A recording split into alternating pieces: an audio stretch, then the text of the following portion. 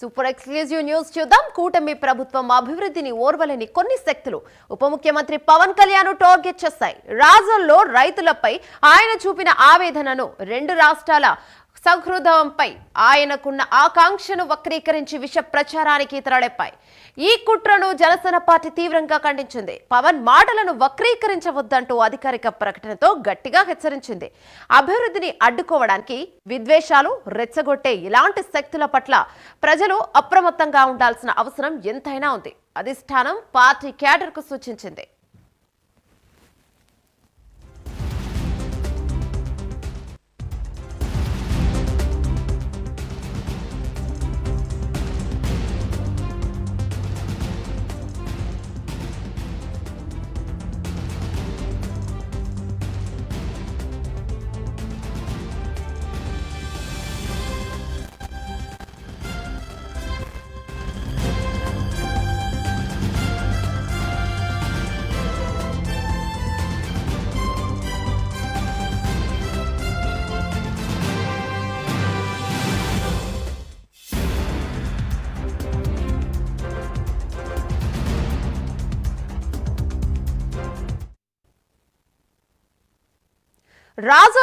రాజులు రైతులపై ఆయన ఆవేదనను వెల్లకక్కారు. అంతేకాని కావాలని ఆయన ఏదో అనలేదు. రెండు పార్టీల మధ్య, రెండు రాష్ట్రాల మధ్య కావాలని చిచ్చు పెడుతున్నారని జనసేన పార్టీ అంటుంది. దీనిపై మరింత సమాచారం మా కరెస్పాండెంట్ రాజ్ కుమార్ అందిస్తారు. రాజ్ కుమార్ చెప్పండి. రాజ్ కుమార్, ప్రస్తుతం అసలు పవన్ కళ్యాణ్ మాటలు అన్ని పార్టీల మధ్య కావచ్చు, ప్రాంతాల మధ్య కావచ్చు, చిచ్చు రేపుతున్నాయని అంటున్నారు. నిజంగానే పవన్ ఏ ఉద్దేశంతో అన్నారు అనేది ఇక్కడ అందరూ ఆలోచిస్తున్నారు.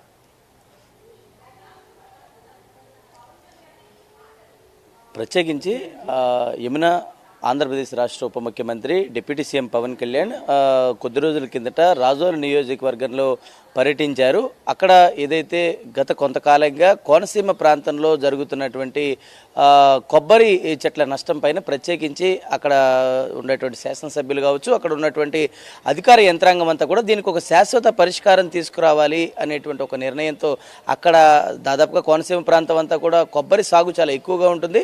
కొబ్బరి సాగు పైన ఆ జీవనాధారం ఎక్కువగా ఉంటుంది కాబట్టి అక్కడి రైతులను ఏ విధంగా ఆదుకోవాలనేటువంటి ఒక నిర్ణయంతో ప్రభుత్వం ముందుకెళ్లేటువంటి తరుణంలో అక్కడ ఉన్నటువంటి శంకరగుప్తం డ్రైన్ వల్ల సముద్రపు నీరంతా కూడా అక్కడ ఉన్నటువంటి వ్యర్థాల వల్ల కావచ్చు, లేదంటే దానికి సంబంధించి ఒక డ్రైన్ నిర్మించాల్సినటువంటి అవసరం ఉంటుంది. ఆ డ్రైన్ దాదాపుగా 50 మీటర్ల వరకు నిర్మించాల్సిన అవసరం ఉంటుంది. కానీ అది కేవలం 3 మీటర్ల వరకే నిర్మించి చాలా వరకు ఆక్రమణకు గురైంది.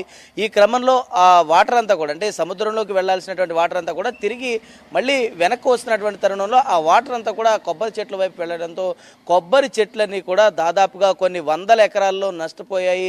కొన్ని కొబ్బరి చెట్లు అయితే కూడా చాలా చూడడానికే బాధాకరంగా తలభాగం అంతా కూడా పక్కకు వాలిపోయినటువంటి పరిస్థితి ఉంది. అంటే కోనసీమ అంటేనే చాలా ఆహ్లాదకరమైనటువంటి వాతావరణం ఉంటుంది. మరొక వైపు కేరళనో లేదంటే ఈ ప్రాంతాలన్నింటినీ కూడా చూసేటువంటి ఆ విధమైనటువంటి ఒక అట్మాస్ఫియర్ అక్కడ కనపడుతుంది. కానీ అలాంటి ప్రాంతాన్ని చూసి అక్కడ స్థానికంగా ఉండేటువంటి రైతాంగం అంతా కూడా అక్కడ రాజోలు నియోజకవర్గ ఎమ్మెల్యే దేవ వరప్రసాద్ దగ్గరికి వెళ్ళినటువంటి నేపథ్యంలో దీనికి రాష్ట్ర ఉప ముఖ్యమంత్రి పవన్ కళ్యాణ్ మాత్రమే ఈ సమస్యకు పరిష్కారం చూపగలరు అని నమ్మినటువంటి అక్కడ స్థానిక ఎమ్మెల్యే ప్రత్యేకంగా ఆ సమస్యను ఉప ముఖ్యమంత్రి పవన్ కళ్యాణ్ దగ్గరికి తీసుకొచ్చారు. పవన్ కళ్యాణ్ వారికి కూడా ఒక భరోసా ఇచ్చారు. నేను నేరుగా అక్కడికి వస్తారు, అక్కడ రైతులతో కూడా ప్రత్యేకించి మాట్లాడతానని పవన్ కళ్యాణ్ అక్కడ చెప్పారు. చెప్పినటువంటి నేపథ్యంలో ఆయన రాజోలు పర్యటన చేస్తున్నటువంటి నేపథ్యంలో ప్రత్యేకంగా అక్కడ ఉన్నటువంటి వాస్తవ పరిస్థితులను తెలుసుకునేందుకు కొబ్బరి రైతులతో నేరుగా కలిసి ఆయనే ఆ కొబ్బరి చెట్లన్నింటినీ పరిశీలించేందుకు నేరుగా కూడా అక్కడికి ఫీల్డ్లోకి వెళ్ళడం జరిగింది. ప్రత్యేకంగా అక్కడికి వెళ్ళినటువంటి తర్వాత అక్కడ వాస్తవ పరిస్థితులను చూసిన తర్వాత పవన్ కళ్యాణ్ కూడా చాలా బాధాకరమైనటువంటి పరిస్థితి. ఎందుకంటే పవన్ కళ్యాణ్ కూడా చాలా ప్రకృతి పట్ల ప్రేమగా ఉండేటువంటి అవకాశం ఉంటుంది. చాలా ఇటు పచ్చదనాన్ని ఎక్కువగా కోరుకునేటువంటి వ్యక్తి. ఎందుకంటే ఆయన కూడా వ్యవసాయానికి చాలా పెద్దపీట వేస్తూ ఉంటారు.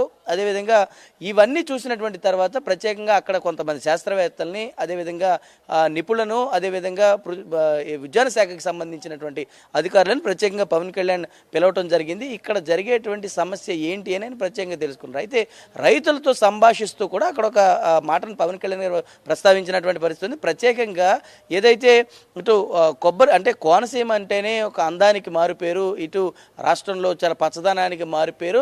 రాష్ట్రం విడిపోయినటువంటి సమయంలో ప్రత్యేకంగా ఇలాంటి అంటే తెలంగాణ నాయకులు కూడా చాలామంది చెప్తూ ఉండేవారు, ఇలాంటి కోనసీమ ప్రాంతం చాలా అందమైనటువంటి ఆహ్లాదకరమైనటువంటి వాతావరణం ఉంటుంది. అంటే ఇలాంటి ప్రాంతానికి ఒక దిష్టి అంటే కేవలం దిష్టి తగిలింది అనే మాట అంటుంది తప్ప అక్కడ ప్రత్యేకంగా తెలంగాణ నాయకుల్ని కానీ ఆ ప్రాంతాన్ని ఉద్దేశించి కానీ లేదు. అంటే తనతో మాట్లాడినప్పుడు అక్కడ ఎవరైతే తెలంగాణ నేతలు చాలామంది పవన్ కళ్యాణ్తో సత్సంబంధాలు కలిగి ఉంటారో ఆయనకి చాలామంది అక్కడ కూడా చాలామంది ఎక్కువ మంది పవన్ కళ్యాణ్ అభిమానించి ఉంటారు.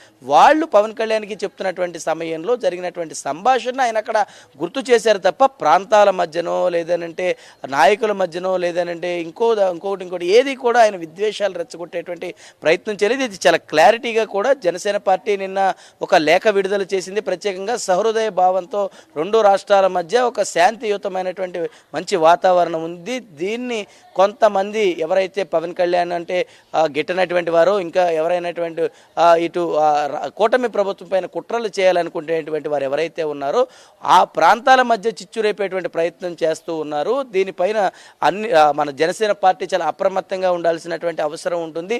ఎక్కడ కూడా చిచ్చు రేపేటువంటి వ్యాఖ్యలు ఏం చేయలేదు. ఎందుకంటే నిజంగా కోనసీమ ప్రాంతం అంటేనే నిజంగా పర్యటించినటువంటి అందరినీ కూడా పర్యాటకులందరినీ కూడా ఆశ్చర్యానికి గురి చేస్తుంది. అంత చాలా ఆహ్లాదకరంగా ఉండేటువంటి ప్రాంతం. అలాంటి ప్రాంతానికి నిజంగా ఇలాంటి వాతావరణం చూసినటువంటి తర్వాత ఎవరికైనా సరే సహజంగా బాధ కలుగుతుంది. అంటే ఎవరి దిష్టో తగిలింది తనతో పవన్ కళ్యాణ్ సంభాషించేటువంటి వ్యక్తుల గురించి అంటే ఎందుకంటే రాష్ట్రంలో ఉండేటువంటి వారందరూ కూడా ఆ ప్రాంతం గురించి తెలిసినటువంటి కాబట్టే పవన్ కళ్యాణ్ పక్క రాష్ట్రంలో ఉండేటువంటి వాళ్ళు కూడా దీనిపైన చాలా మక్కువ చూపించేటువంటి వాళ్ళు పక్క రాష్ట్రంలో ఉండేటువంటి వాళ్ళు కూడా పూర్తిగా కూడా ఏదైతే పక్క రాష్ట్రంలో ఉండేటువంటి వాళ్ళు కూడా చాలా దీన్ని ఆహ్లాదకరంగా వర్ణిస్తూ ఉంటారు. కాబట్టే ప్రత్యేకంగా దానిపైన దృష్టి పెట్టాల్సినటువంటి అవసరం వచ్చింది. కాబట్టి ఆ సందర్భంలో ఆ మాట అన్నారు తప్ప ఏదో పవన్ కళ్యాణ్ గారు ప్రత్యేకంగా తెలంగాణ నాయకులను ఉద్దేశించో లేదంటే ఆ ప్రాంతాన్ని ఉద్దేశించో చెప్పేటువంటి వ్యాఖ్యలు కాదు. దాన్ని మంత్రి కోమటిరెడ్డి అయినా లేదంటే ఇంకా ఇతర నాయకులైనా ఆ స్థాయిలో ఉన్నటువంటి వాళ్ళు వ్యక్తులుగా అర్థం చేసుకోవాల్సినటువంటి అంశం తప్ప నిజంగా రైతులు పడుతున్నటువంటి ఆవేదనను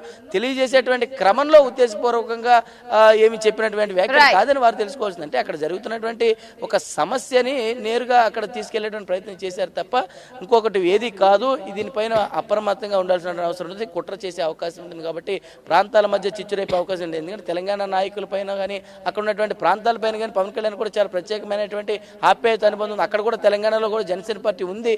ఆ ప్రాంతంలో కూడా ఒక జాతీయవాదం భాషా విధానాలపైన తెలంగాణ ప్రాంతం పైన కూడా పవన్ కళ్యాణ్ ప్రత్యేకంగా చేస్తూ ఉంటారు. కాబట్టి ఇలాంటి జరిగేటువంటి సమయంలో కుట్రలు చేస్తున్నారు. కాబట్టి జాగ్రత్తగా ఉండాల్సిన అవసరం ఉంది. ఉద్దేశపూర్వకంగా తను ఇలాంటి వ్యాఖ్యలు చేయలేదు అని కూడా పవన్ కళ్యాణ్ తిరిగి స్పందించిన పరిస్థితి కనపడుతుందని చెప్పుకోవచ్చు. Yamuna. Right, thank you Raj Kumar.